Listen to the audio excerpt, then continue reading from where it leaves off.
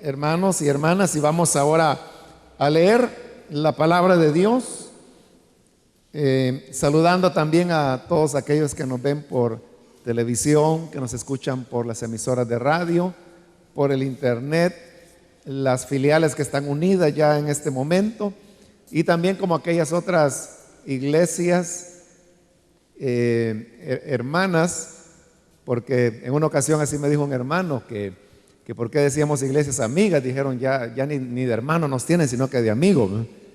Así que por eso digo iglesias hermanas, ¿no? Que están también unidos en este esfuerzo y tanto dentro como fuera del país. Así que a todos bienvenidos, y vamos a leer la palabra de Dios, y esta vez lo vamos a hacer en el libro de Génesis, el primer libro de la Biblia. Vamos a buscar el capítulo número 18, donde vamos a leer el pasaje en el cual estaremos reflexionando esta mañana.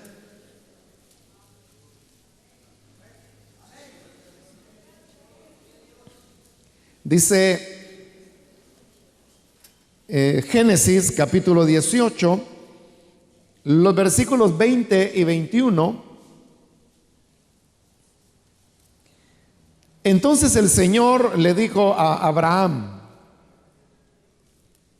el clamor contra Sodoma y Gomorra resulta ya insoportable y su pecado es gravísimo.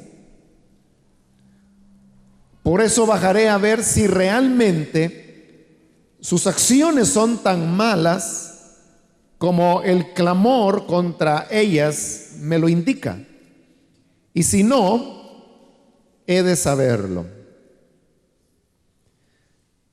Solamente eso leemos. Pueden tomar su asiento, por favor.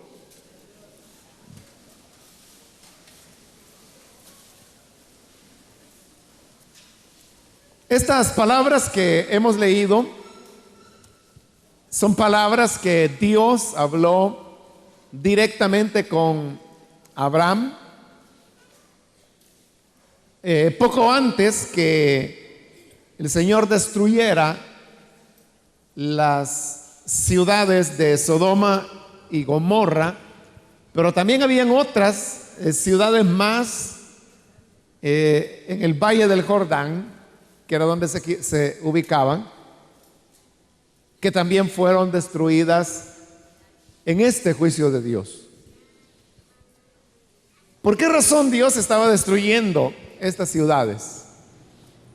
En primer lugar, debemos decir que la ciudad en sí misma es un elemento que agrava el pecado de los seres humanos. Mientras el hombre más se concentra, los niveles de pecado aumentan. Y eso se puede ver claramente en el libro de Génesis, porque recordemos que cuando Dios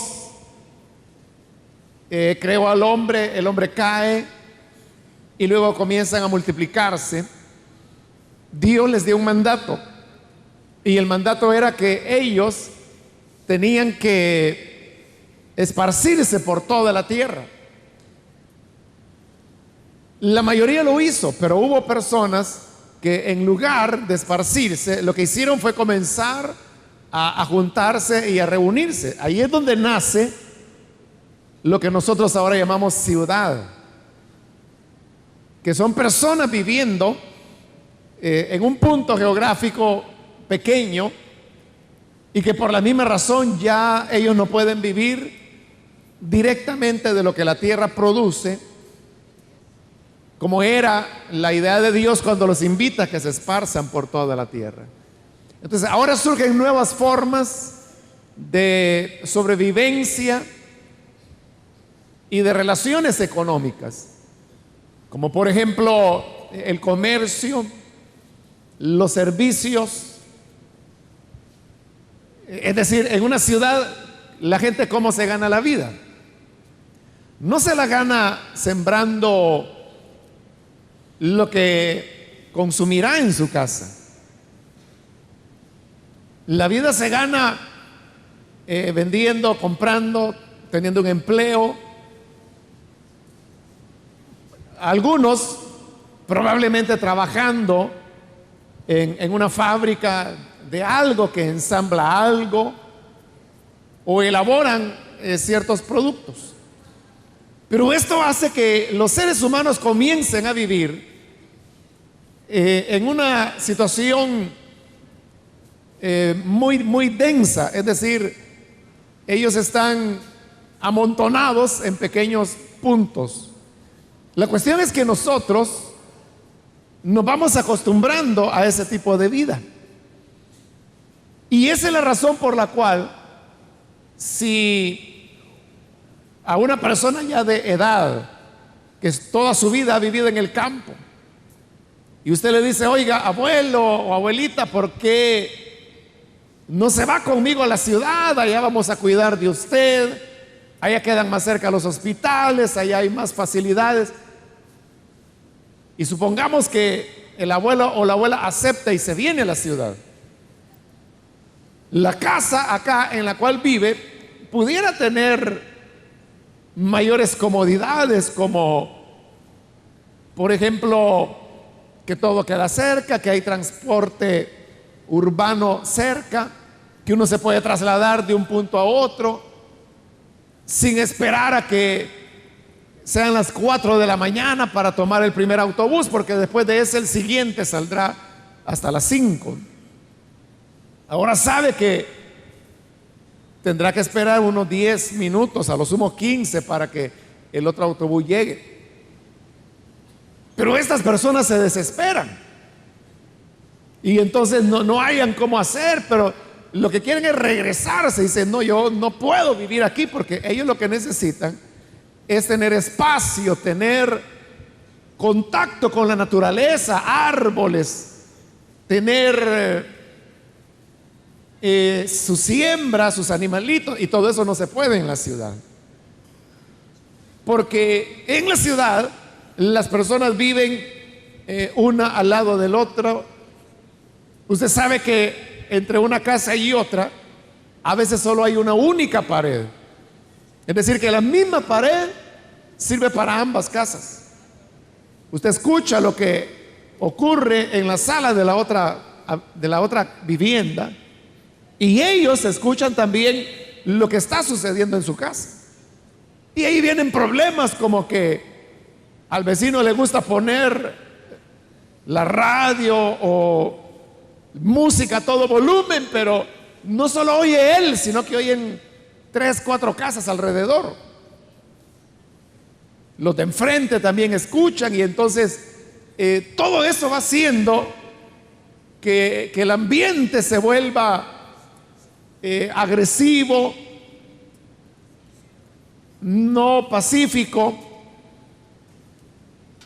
Va aumentando la promiscuidad.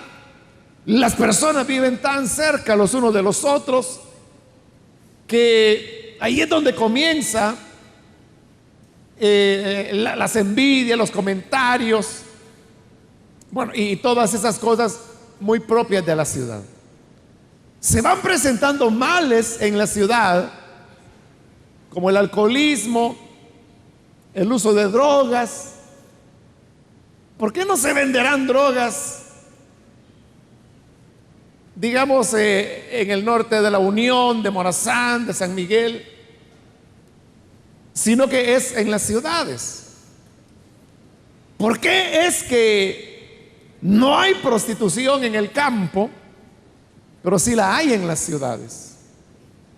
Eso habla de cómo la ciudad se va convirtiendo en una masa crítica donde las personas sacan lo peor de sí. Por eso es que Dios siempre fue de la idea que los seres humanos mejor deberían habitar la tierra, esparcirse por la tierra. Esa es la razón por la cual Él destruyó la ciudad de Babel cuando se estaba erigiendo y se estaba no solo construyendo una ciudad, sino que además era una ciudad que se estaba edificando contra la voluntad de Dios para oponerse a Él.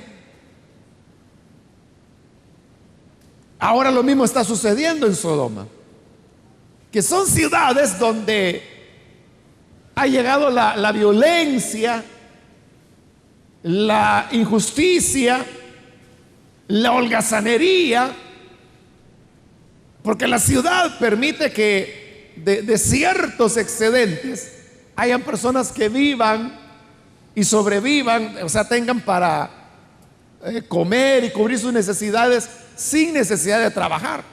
Y eso provoca la vagancia dentro de las ciudades. ¿Por qué no hay vagos en el campo? Porque las condiciones en que viven no les permite el poder estar sin hacer nada. Pero en las ciudades sí hay vagancia. Claro, a estas alturas, hermanos, ya uno no puede hablar, bueno, en ese caso lo que tenemos que hacer es disolver las ciudades, mandar toda la gente que se vaya a vivir al campo. O sea, si eso fuera posible, eso sería lo ideal. Pero eso no va a ocurrir. Al contrario, la tendencia en el mundo es que las personas diariamente están emigrando hacia las ciudades. Cada día, docenas de miles de personas están emigrando del campo hacia la ciudad, y con eso el problema se va volviendo cada vez más crítico. Entonces, la tendencia desde hace ya muchos años, y en el futuro también así lo será, ya no será a que la ciudad vaya perdiendo relevancia, sino que por el contrario, la tendencia será a que cada vez más y más personas irán a las ciudades. Es decir, las ciudades cada vez serán más grandes, cada vez serán más desorganizadas, cada vez tendrán más problemas, más violencia, más escasez de agua, más contaminación, más deshumanización. Ahora, ¿qué ocurrió en Sodoma? Lo que ocurrió es que estas ciudades se echaron a perder. Hay ciudades que Dios logró rescatar. Ejemplo de eso lo tenemos en el libro de Jonás, con la ciudad de Nínive, que también era una ciudad donde, como aquí el libro de Génesis lo leímos, solo que aquí está hablando de Sodoma y Gomorra, dice que estas ciudades resultaban ya insoportables y su pecado es gravísimo. Lo mismo sucedía con Nínive. Bueno, al punto que Dios dijo: de aquí a 40 días Nínive será destruida.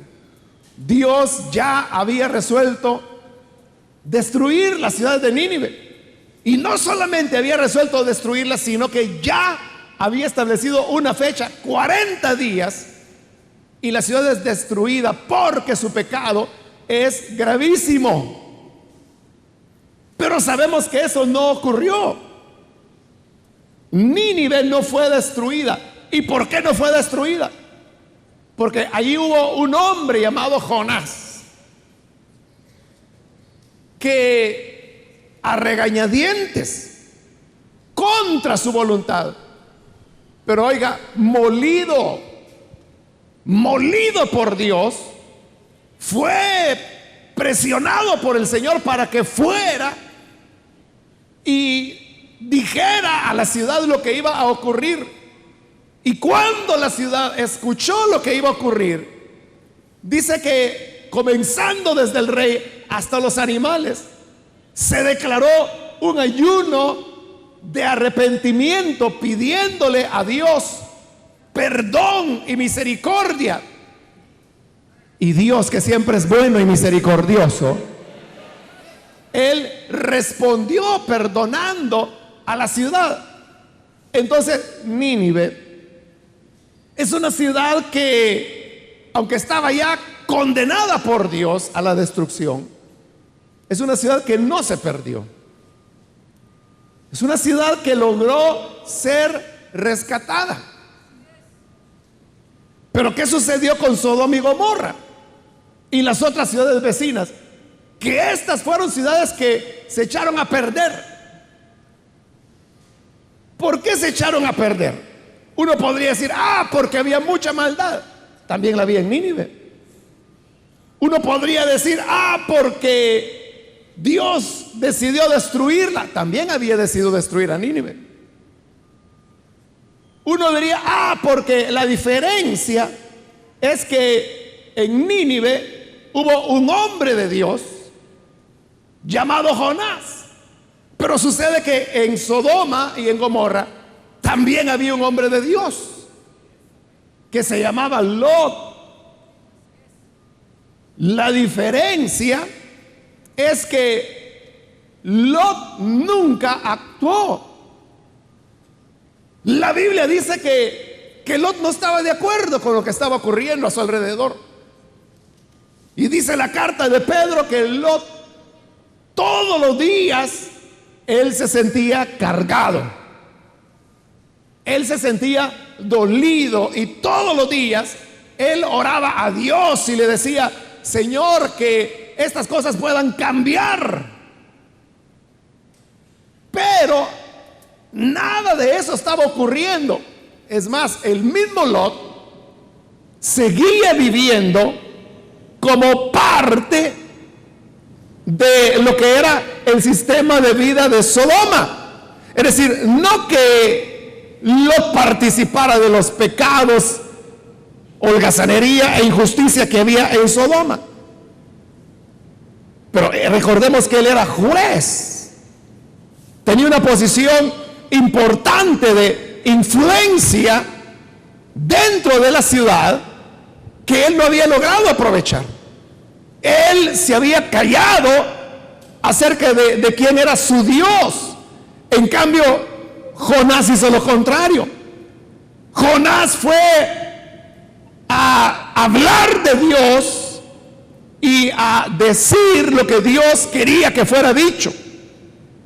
Esa fue la diferencia. Entonces vemos en la Biblia que ya el deseo de Dios no es el destruir las ciudades o que las ciudades se echen a perder, sobre todo en el Nuevo Testamento, porque lo que encontramos en el Nuevo Testamento, principalmente en Pablo, es una estrategia de llegar a las ciudades, de transformar a las ciudades y transformarlas a través del poder del Evangelio.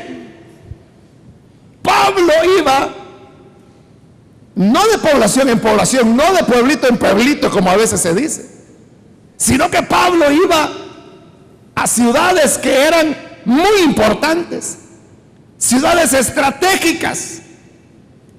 Entonces Pablo veía a la ciudad no como un elemento de destrucción que estaba ya abandonado al juicio de Dios.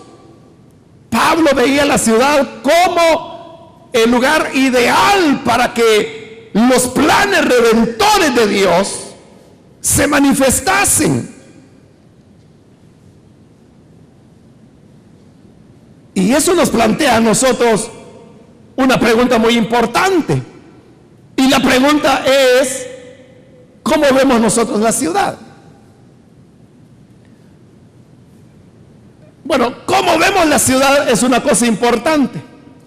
Lot veía la ciudad y la veía muy mal, pero nada más. Entonces, igual a la pregunta, ¿cómo vemos la ciudad? Nosotros podríamos decir, bueno, vemos que en la ciudad hay muchos problemas, hay mucha violencia, hay mucha delincuencia, y eso es verdad, pero ahora viene la siguiente pregunta, que es la más importante. Como iglesia, ¿qué nos corresponde hacer en una ciudad como esta en la cual vivimos? Hablando de San Salvador, San Salvador es la ciudad que en el mundo ocupa el tercer lugar como ciudad más violenta. Y nosotros como iglesia, ¿cómo vemos nuestra responsabilidad? Claro, la actitud más cómoda es la que muchos han tomado y han dicho: eso no le importa a la iglesia, eso no es de la incumbencia de la iglesia. La iglesia lo que tiene que hacer es fortalecerse ella, crecer ella, anunciar el evangelio. Pero ahí viene el problema: ¿qué entendemos por anunciar el evangelio? Hermanos, durante ya más de 34 años, nuestra iglesia se ha llenado la boca con el lema por todos nosotros conocidos: El Salvador para Cristo. Bueno, hoy es la hora de ver si eso se está alcanzando después de 34 años. No hablemos del Salvador, hablemos de San Salvador. ¿La estamos ganando o la estamos perdiendo? Recuerden, Nínive fue una ciudad que no se salvó, que no se perdió. Pero Sodoma y Gomorra fueron ciudades que se perdieron, y todo dependió de la actitud del hombre que Dios tenía en cada una de esas ciudades. Entonces, de igual manera, yo le digo: ¿es San Salvador para Cristo? ¿Amén qué? ¿En qué está esa ciudad de San Salvador para Cristo? ¿En qué lo nota? En que verdaderamente se vive los valores del evangelio de Cristo. ¿Es esa la ciudad que tenemos? ¿Es San Salvador una ciudad donde no hay niños ni niñas abusados? ¿Es San Salvador una ciudad donde las personas pueden viajar tranquilamente en autobús? El próximo lunes se cumple un año de aquella matanza en Mexicanos donde 17 personas murieron a balazos y quemados vivos dentro de un microbús. Esos fueron los que fallecieron, pero otras docenas salieron heridos, quemados o heridos con arma de fuego. ¿Ese es San Salvador para Cristo? ¿Está Cristo allí?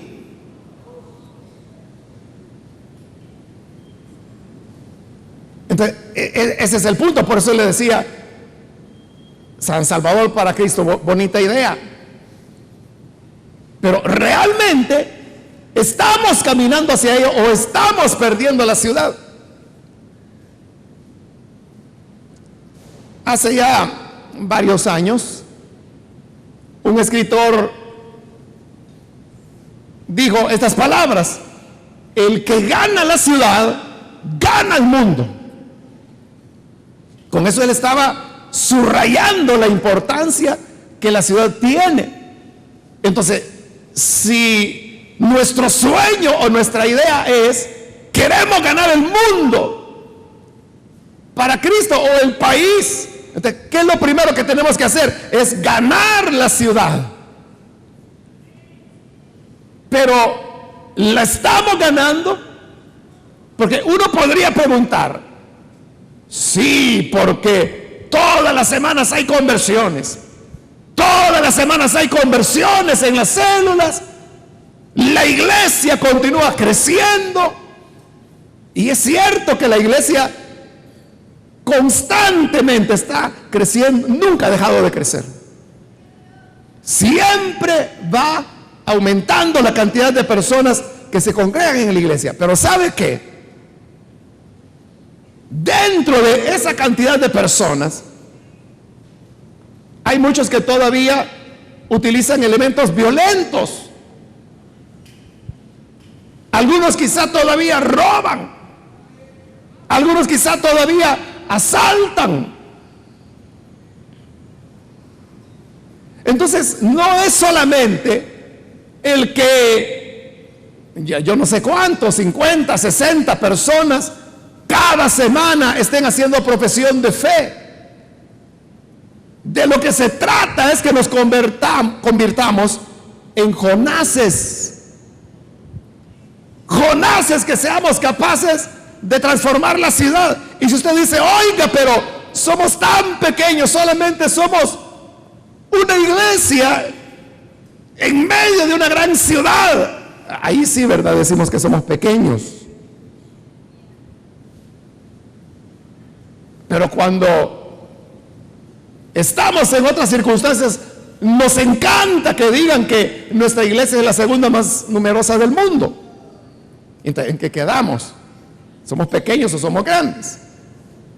Pero yo le digo esto, no depende del número, porque ¿cuántas personas son las que permitieron la salvación y transformación de Nínive?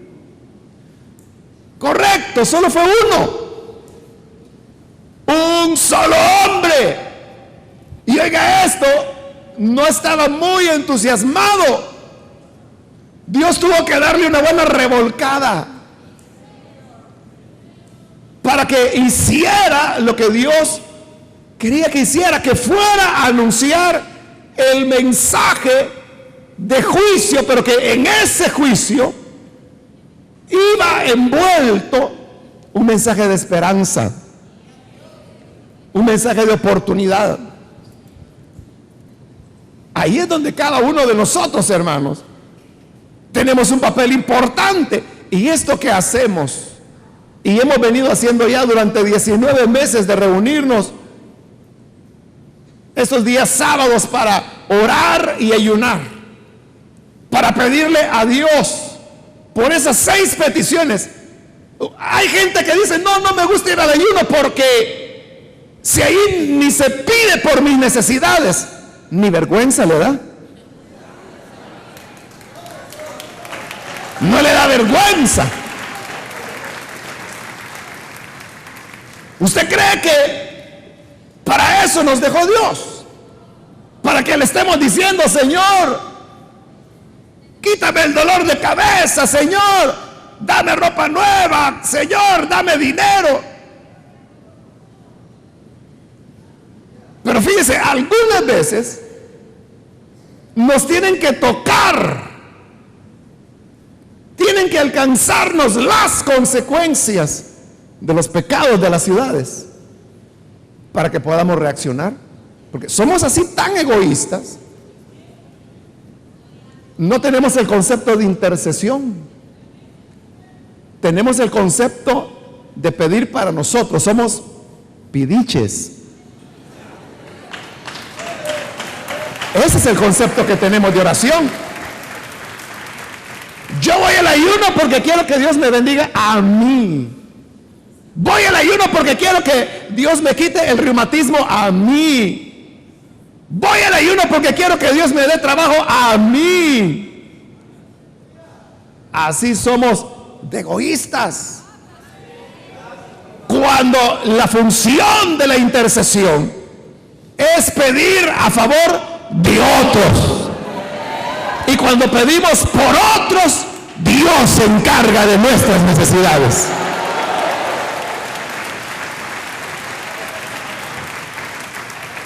Así es, por eso le digo, no le da vergüenza decir eso. Pena le debería dar. Decir que no venimos a orar por usted. Oiga, ¿no ha leído el Padre Nuestro? El Señor dijo, cuando oren, oren así y digan, Padre Nuestro. Nuestro. Él no dijo, oren, Padre mío.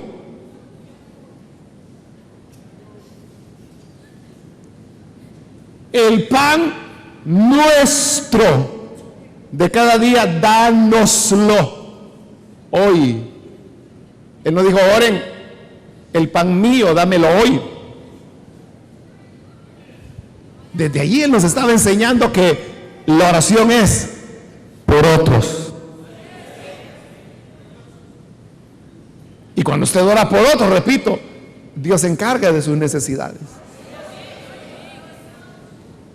Entonces, la oración es fundamental y eso es lo que estamos haciendo. Pero también, como le dije hace 19 meses, en el primer ayuno, como respuesta a esta oración, yo le dije, no es que va a desaparecer la violencia en el país. Como respuesta a estas oraciones, lo que Dios hará es que le va a poner a usted puertas que se le van a abrir y le van a decir, mira, aquí hay una oportunidad para que tú hagas algo.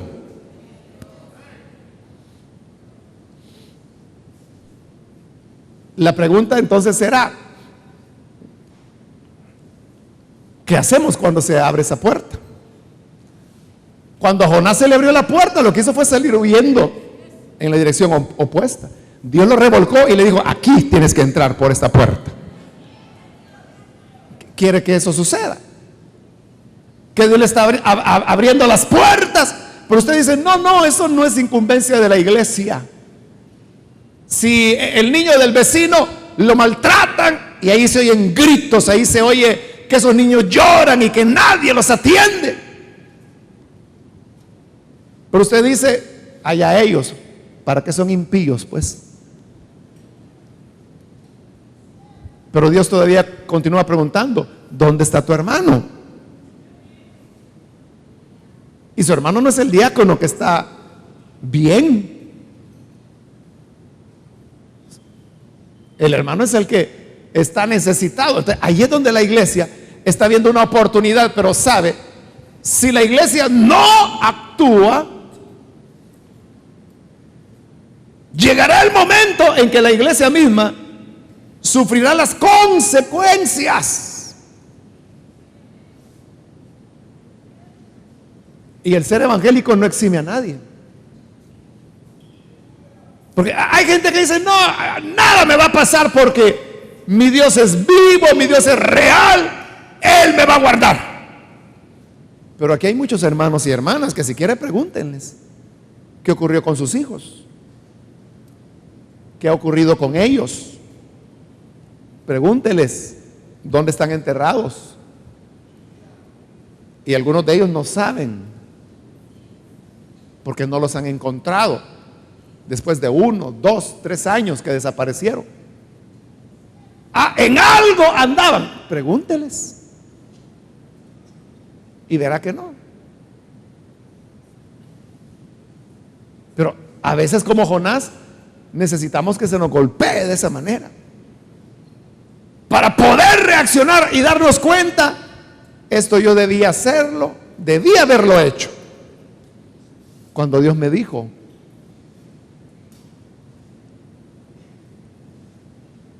Pero como uno dice que no, entonces Dios tiene que llevarlo por un proceso para que entienda lo que sucede. Si uno es insensible al dolor de las otras personas, tendrá que recibir usted ese dolor para que sepa lo que se siente. Pero no es necesario que lleguemos a eso. Así que Dios le dijo a Abraham, mira, tengo muchas quejas de Sodoma y Gomorra.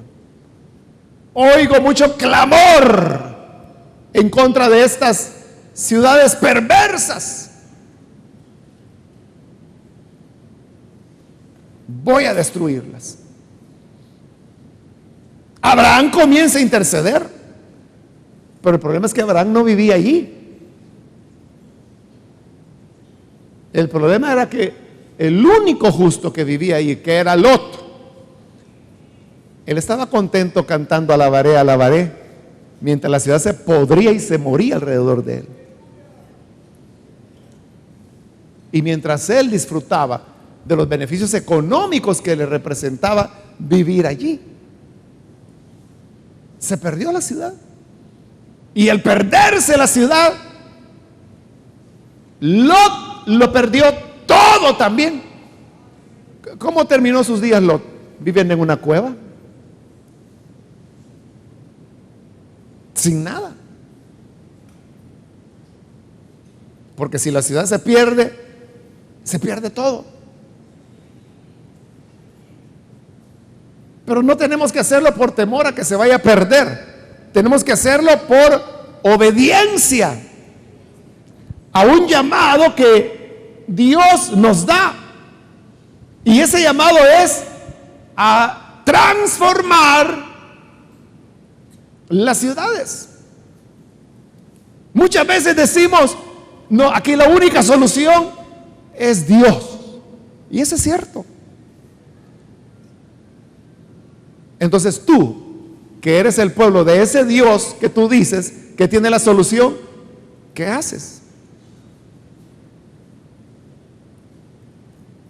O sigues sentado de brazos cruzados, esperando a que sea Dios que venga por segunda vez a remediar las cosas.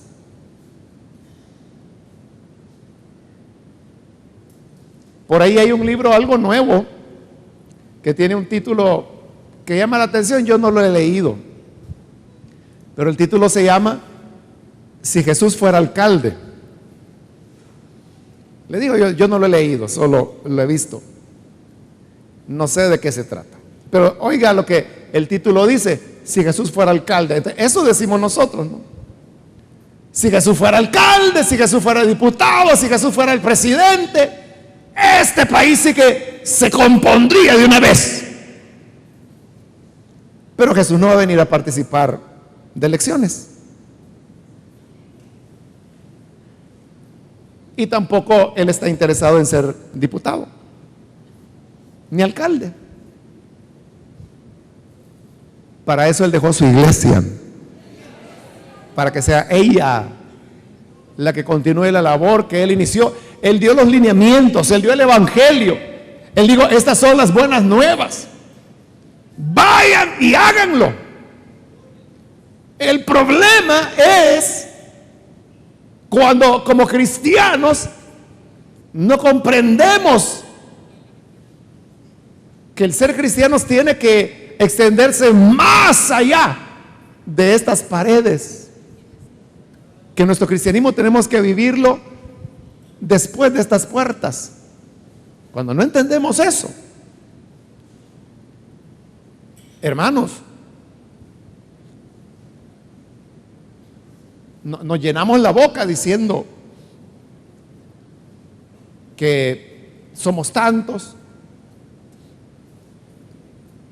Hace unos años en nuestro país hubo un director de la Policía Nacional Civil que decía que era cristiano, y ahí andaban los evangélicos con él de que de aquí para allá, y que este director es cristiano, y no sabía usted que es cristiano, y que se tomaban fotos con él, y que hacían cultos de no sé qué, y que, bueno, y todo lo que suelen hacer los evangélicos. ¿Y qué sucede ahora con este ex director que a veces hasta en conferencias de prensa él decía ser cristiano, que hoy tiene orden de captura porque tenía nexos estrechos con narcotraficantes en nuestro país? Y este no es un chambre el que yo le estoy diciendo, yo me entero por los periódicos, y si usted lee los periódicos sabrá de qué le estoy hablando.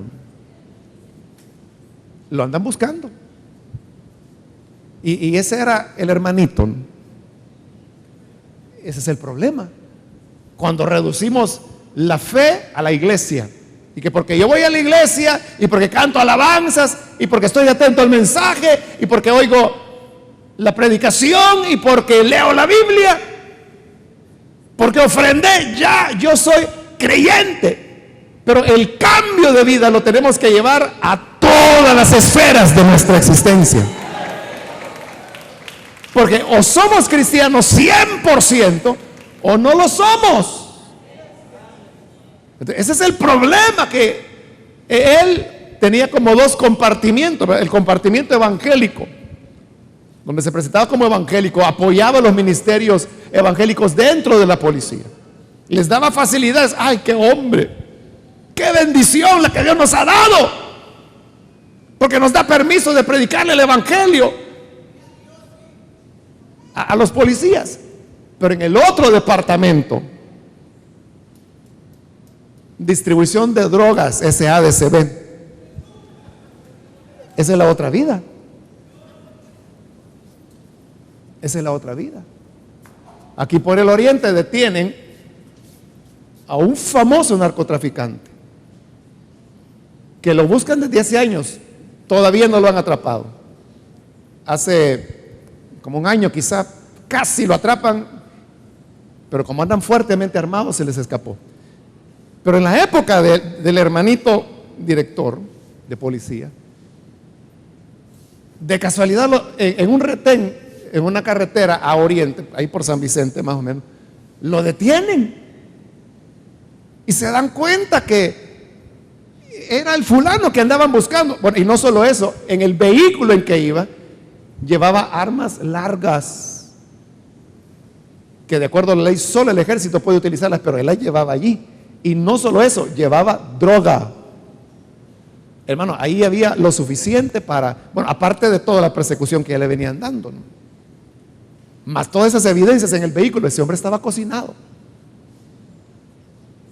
Y ellos, los policías que lo habían detenido de casualidad, hacían un retén de revisión de documentos de tránsito. Ahí, así lo detienen. Y claro, era tan importante que llaman a la dirección de la policía, la del hermanito. Y le dice: oiga, aquí tenemos a este fulano. Y lleva estas armas, y lleva droga, lo tenemos. ¿Y sabe qué hace el director? Les da la orden: déjenlo ir. ¿Qué? Déjenlo ir. Es una orden, déjenlo ir. Y lo dejan ir. Y entonces el hombre que iba en el bus: adiós muchachos, feliz Navidad. Y se fue. Eso fue hace años y todavía no lo atrapan. Y entonces, ¿dónde queda la fe?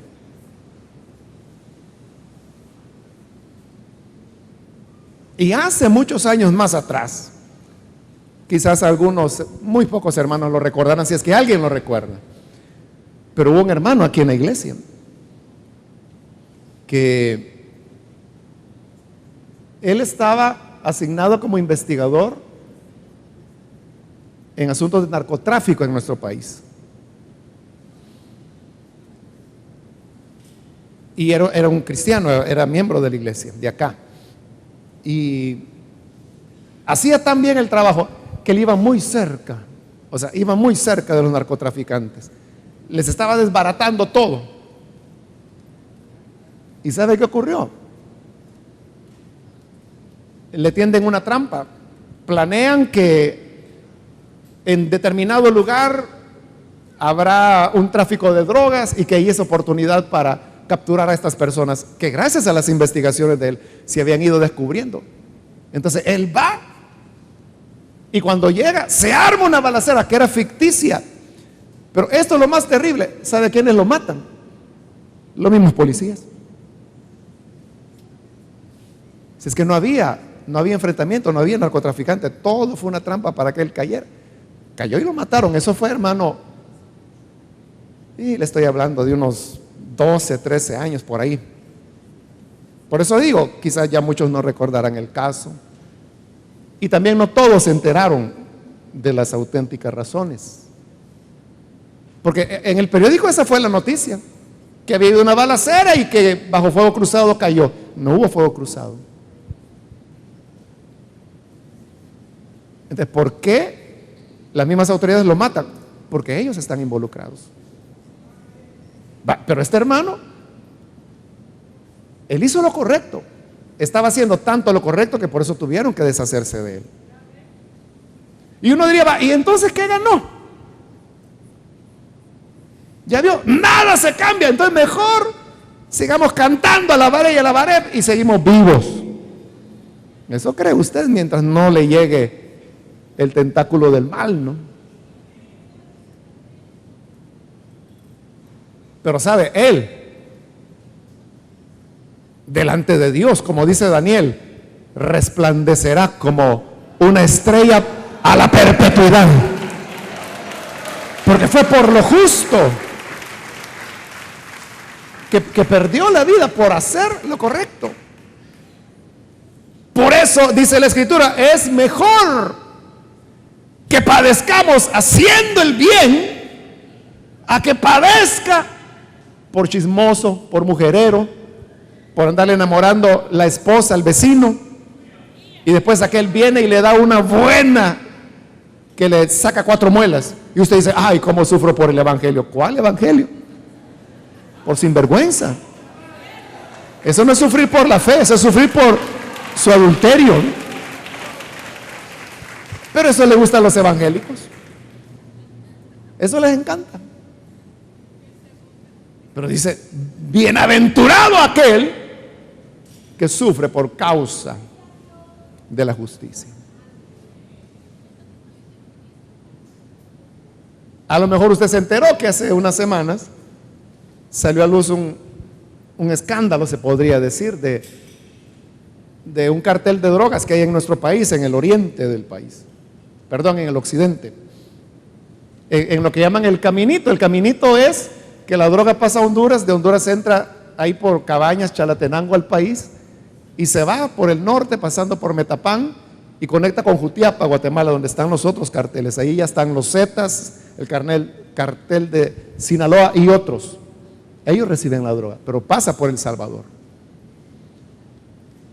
Lo interesante en esa investigación es quiénes son los que están llevando esa droga. ¿Son los pandilleros? ¿Es la MS? ¿Es la 18?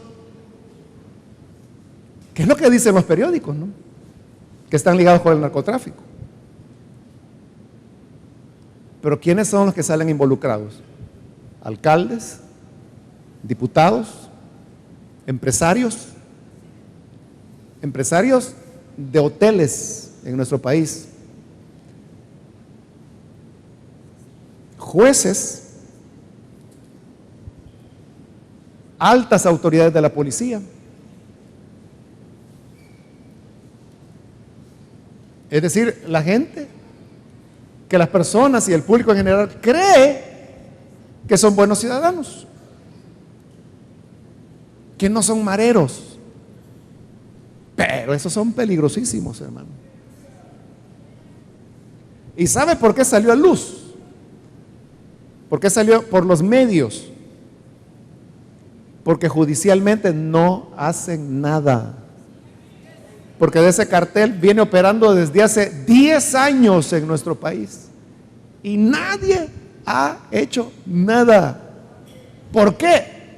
¿Quién va a hacer algo? Usted dice, la policía, son parte del cartel. Entonces la fiscalía, son parte del cartel. Los jueces son parte del cartel. Entonces, ¿cómo se van a dañar ellos a sí mismos? Entonces, como nadie hace nada, lo sacan a luz para que la gente reaccione. Bueno, y parte de las personas ahí mencionadas van de candidatos a alcaldes en las elecciones que vienen el otro año. ¿Usted sabe quiénes son esas personas? Si usted no sabe, va a terminar votando por ellos. Entonces, ¿usted qué dice? Que las pandillas, eso es satánico. Y yo no digo que sean angelitos, pero ¿y estos otros? Que hasta los apoya usted votando por ellos. Porque esos diputados están ahí porque usted votó por ellos. Y le digo, de esos hay alcaldes, candidatos a alcaldes que van para 2012, ya lo dijeron. Y aunque han salido ahí señalados con nombre, y si usted leyó ese reportaje, ahí se dice los lugares donde se reúnen, quiénes se reúnen. A veces hasta se dice de qué hablaron. O sea, todo está investigado, pero no se puede hacer nada porque todo está podrido.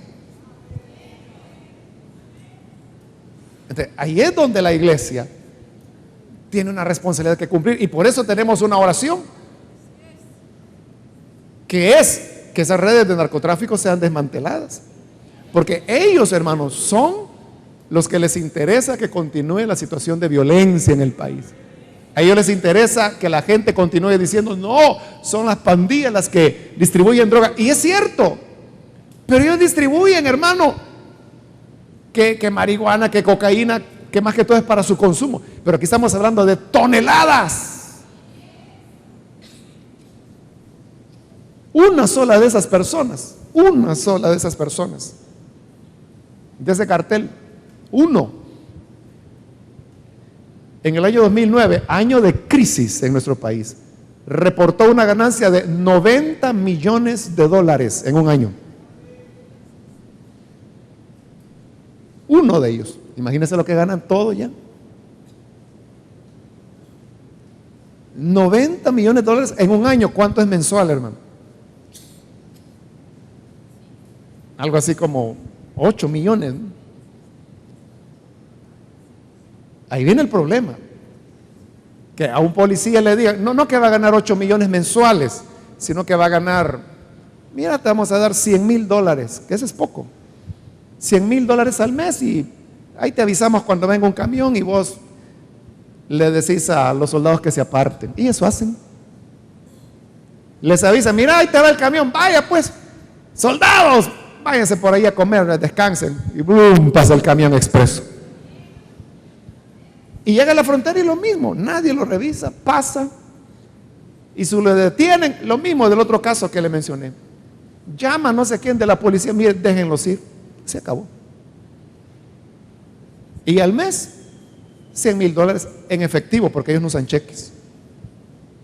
Aquí está tu maletada. Así funciona.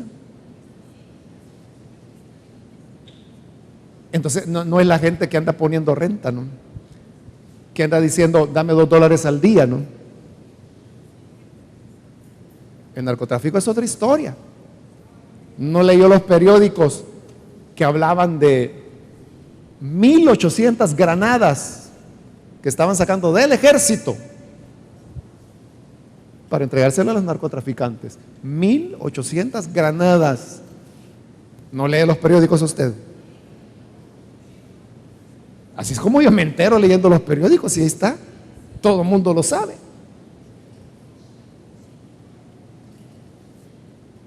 Y no era un tatuado el que los estaba comprando, era un ingeniero, no sé qué, en un centro comercial de un lugar de clase media en nuestro país, de esta ciudad. Entonces, ese es el punto. Y también por eso es que cuando uno ora por ese punto, que las bandas de narcotráfico sean desmanteladas, uno ni sabe qué pedir, porque como está tan encubierto que uno no sabe. Y uno ve a la gente bonita ahí, bien perfumados, con traje y corbata, en la asamblea legislativa, y son narcotraficantes. O el señor alcalde, y usted sabe cómo al evangélico le gusta enjollarse con los alcaldes, y son narcotraficantes.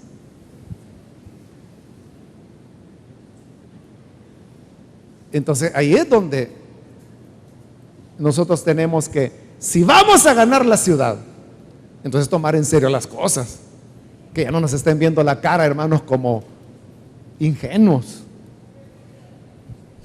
sino que conozcamos en qué estamos parados. Y sabe, es un problema serio. O sea, lo que le digo, lo de las pandillas, eso no es nada, hermanos. Si en El Salvador estas bandas, estos carteles se fortalecieran como ha ocurrido en Guatemala, no es nada la violencia que tenemos ahora con lo que puede ocurrir. Por eso oremos, pero al mismo tiempo que oramos,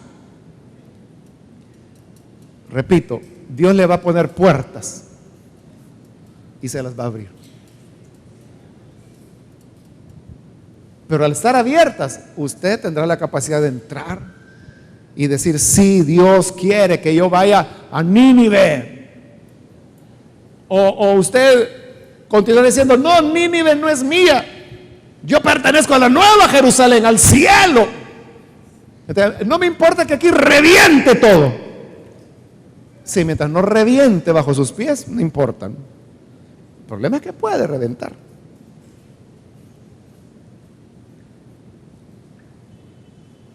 Así que seamos responsables, hermanos.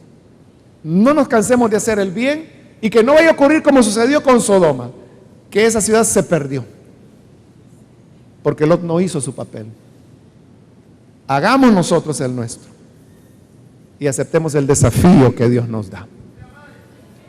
Vamos a orar, vamos a iniciar, hermanos, este periodo de oración por las 6 peticiones que hemos venido presentándole a Él en todos estos ayunos. Y hoy es el momento cuando, con todo esto que hemos escuchado, decirle: Señor, ayúdame a ser un cristiano verdaderamente íntegro y no separar nuestra vida espiritual, como le llamamos, de la vida diaria, a la cual llamamos secular. Pero no hay tal separación, solo tenemos una vida y somos una sola persona en ambos campos. Debemos movernos como hijos de Dios.